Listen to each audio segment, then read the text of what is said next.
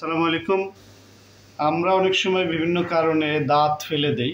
দাঁত ফেলে দেওয়ার বিভিন্ন কারণ আছে। দাঁত এমনভাবে নষ্ট হয়েছে যে গ্রসলি ডিস্ট্রাকশন হয়ে গেছে, ওইটা রাখা যাবে না। ফেলার পরে ওই দাঁতটা আসলে রিপ্লেসমেন্ট করে নেওয়া দরকার।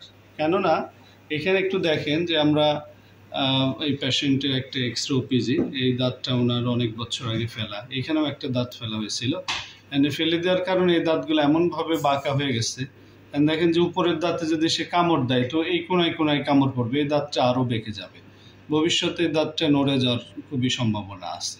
হ্যাঁ, তো এই জন্য কোনো দাঁত এখানে দেখেন এই রুট টু রুট যে গ্যাপ, এখানে ক্রাউন দাঁতের কিন্তু ওরকম গ্যাপ নাই। এখানে একটা দাঁত বসানো এখন কঠিন হয়ে যাইতেছে। এই জন্য যদি কোনো কারণে দাঁত ফেলতে হয় তো ওই দাঁত ফেলে দেওয়ার পরে ওইখানে খোলা যায়, লাগানো যায় হলেও একটা রিপ্লেসমেন্ট বসাই নেওয়া উচিত, যতদিন পর্যন্ত পার্মানেন্টলি না বসানো হয়।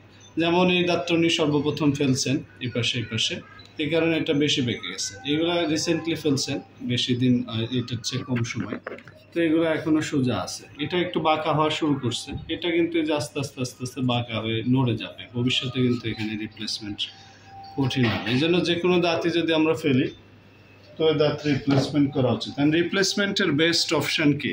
রিপ্লেসমেন্টের বেস্ট অপশান হলো এই যে ইমপ্লান্ট আর কি, ডেন্টাল ইমপ্লান্ট বলে। যেমন এখানে একটা ডেন্টালের একটা ফিক্সচার বসানো হয়েছে, তার উপর দাঁত লাগাই দেওয়া হয়েছে।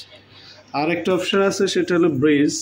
ব্রিজটা হলো এই যে এখানে একটা দাঁত ছিল না, পাশের দুইটা দাঁত কেটে ছোট করে এভাবে ব্রিজ করা হয়েছে। তো ব্রিজের চেয়ে ইমপ্লান্টটাই বেশি ভালো।